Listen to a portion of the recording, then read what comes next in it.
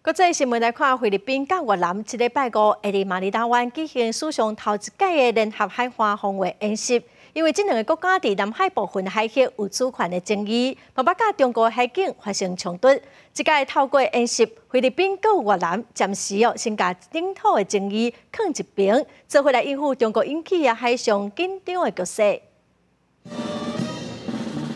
越南海岸防卫队编号 CSB8002的巡逻舰车过马马拉西里马尼拉港，展开为期5日的友好访问，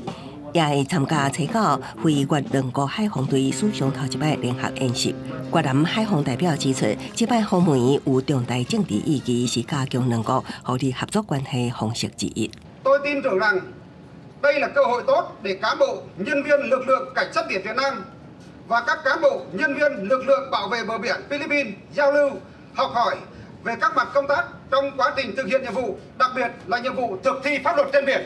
菲律賓甲越南當主張對南中國海部分地區有主權，各地有爭議的水域甲中國海警發生衝突。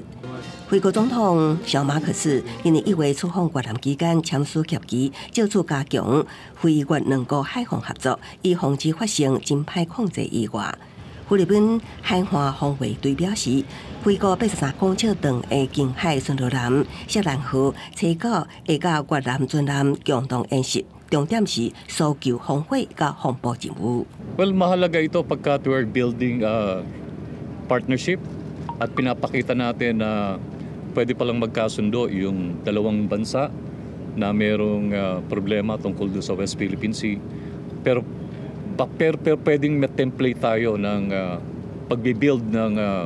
stronger relationship. 當年通過南海運輸的全球會務價值達到3兆美金，大約新台票98條。部分水域聽講有真豐富的石油、天然氣甲氣象資源。中國講因有掌握南海主權，菲律賓甲越南10月先後向聯合國第6大戰界限委員會提交文件，主張為南海原本200海里專屬經濟海域向外延伸第6邊的權利，應該放承認。公視新聞陳慧琳編譯。